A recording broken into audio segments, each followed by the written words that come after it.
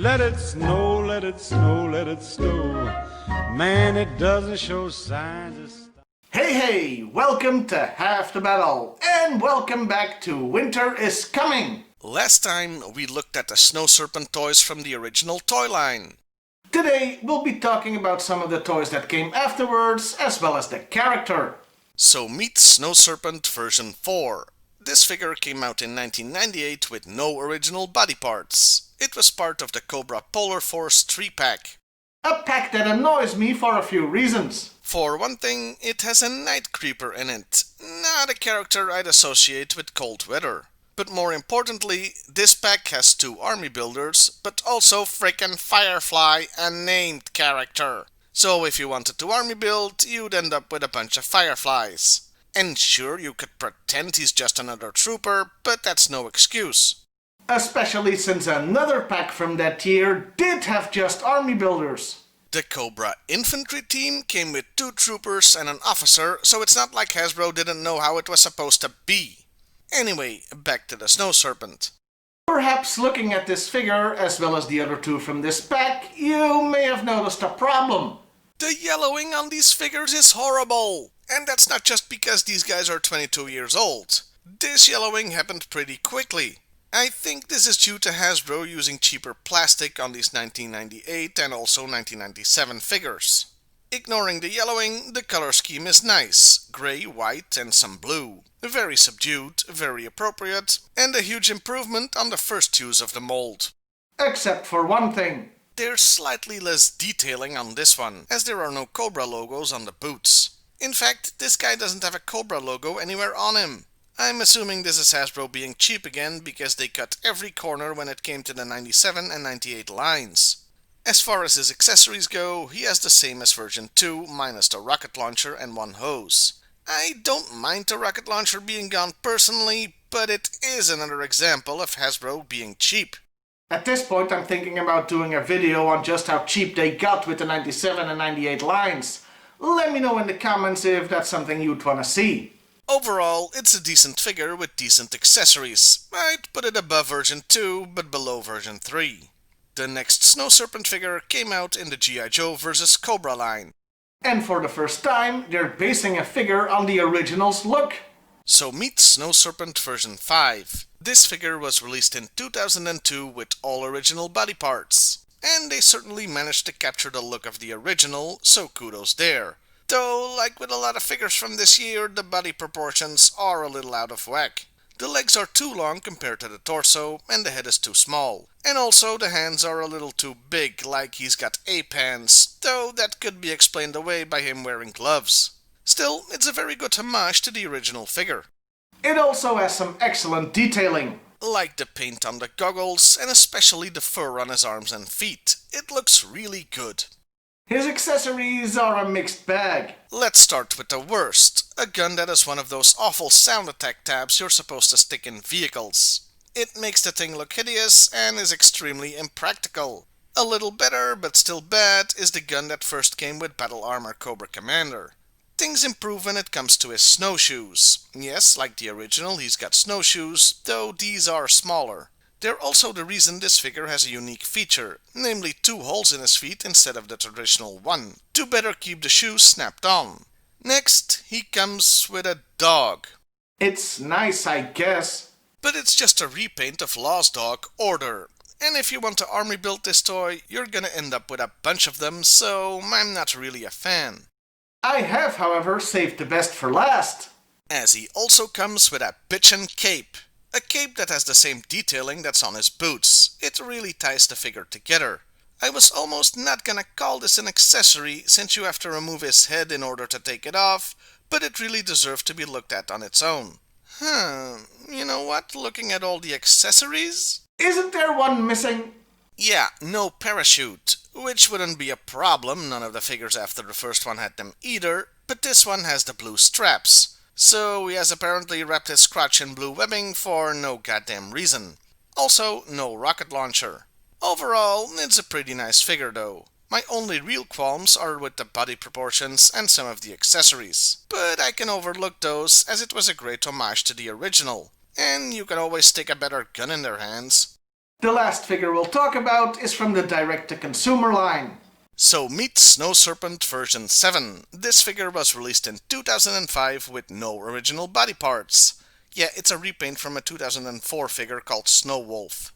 When you put this figure together with version 5 as well as the original, you can see how they went in two very different directions while paying homage to the 1985 toy. It's really nice to see two completely different creative processes starting from the same premise. This figure looks somewhat blander than version 5, there's definitely less detailing here, but it makes him look more clean, I guess you could call it. And it does have better body proportions. Plus, the blandness is much mitigated by his accessories.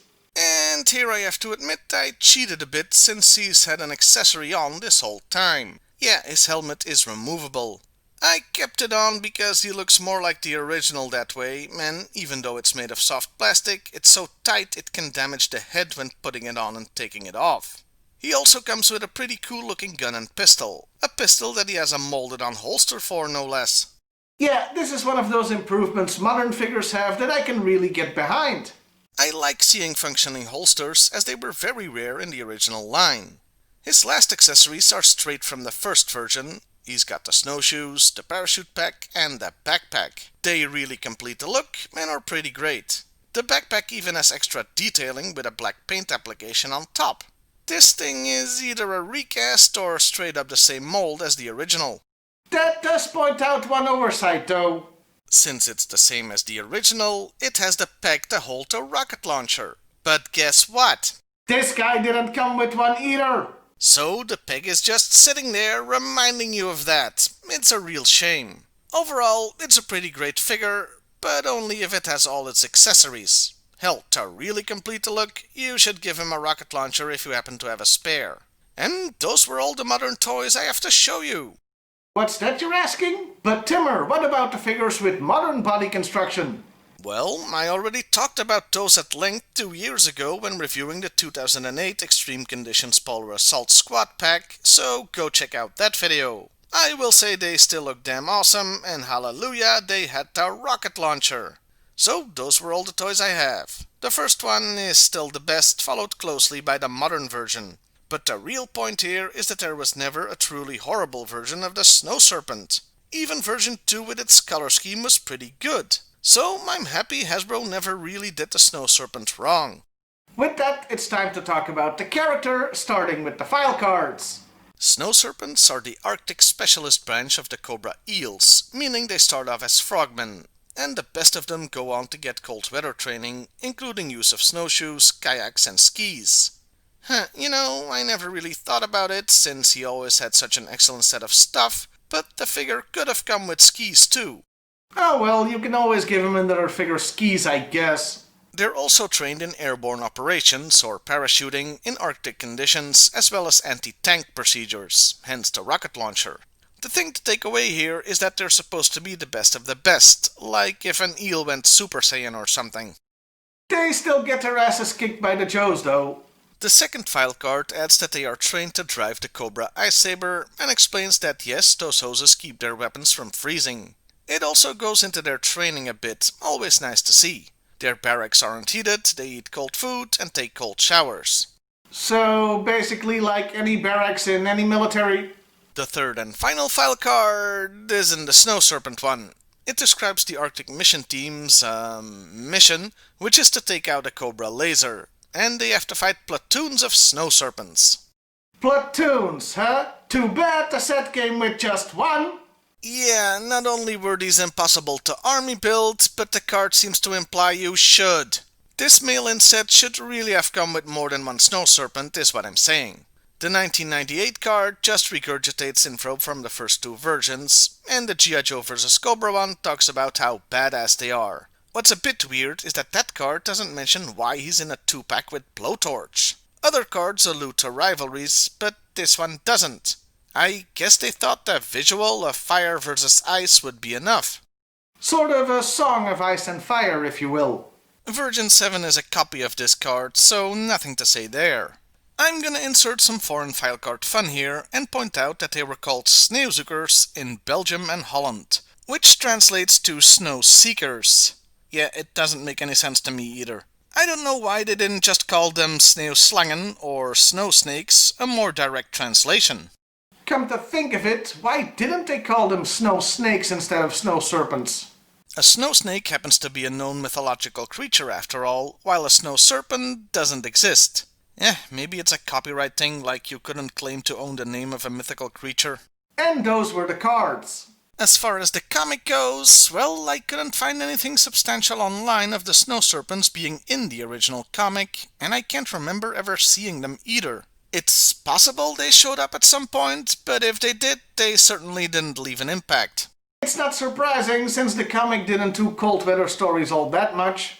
Jungles were seen far more. I suppose that was because Larry Hama's expertise was about the Vietnam War, so jungle fighting. That leaves the cartoon, where we did see them on occasion, as there were far more stories set in cold weather there, though they were just portrayed as generic troops like Vipers or Troopers. That includes the D cartoon, where their second version showed up.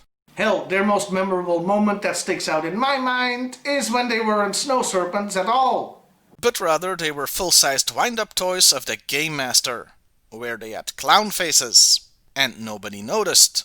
The cartoon got weird, okay? And that was the Snow Serpent. Some great toys, especially the first, and at the time of this video at least, the last, with some good file cards, but nothing much noteworthy in other media. Well, that concludes this year's Winter is Coming. Fitting, considering the winter just started, so I guess winter is here. Next week, well, I'm gonna be pretty busy what with the holidays and all, so I'm planning something short, fun and festive. I'll see you next time, everybody. Have a merry and safe Christmas. And hey, why not like, share and subscribe if that's your thing? Let it snow, let it snow, let it snow. Man, it doesn't show signs of